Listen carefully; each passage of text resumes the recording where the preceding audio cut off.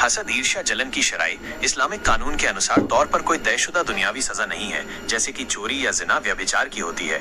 इसका मतलब ये नहीं है कि ये एक मामूली गुनाह है, बल्कि हसद को इस्लाम में दिल की एक बड़ी बीमारी और एक विनाशकारी पाप माना गया है, जिसके बेहद गंभीर आध्यात्मिक और नैतिक परिणाम होते हैं।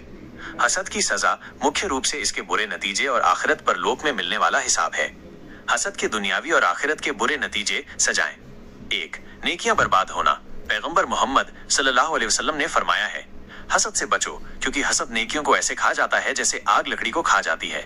सुनन अबी दाऊद। इसका मतलब है कि हासिद, ईर्ष्या करने वाला व्यक्ति की नेकियां जैसे नमाज, रोजा, सदका आदि हसद की वजह से जाया हो जाती हैं और उसे उनका सवाब, पुण्य नहीं मिलता। 2. अल्लाह की तकदीर पर नाखुशी। हसद करने वाला व्यक्ति एक तरह से अल्लाह की तकदीर, भाग्य पर राजी नहीं होता और उस पर सवाल उठाता है कि उसने किसी और को इतनी नेमत क्यों दी।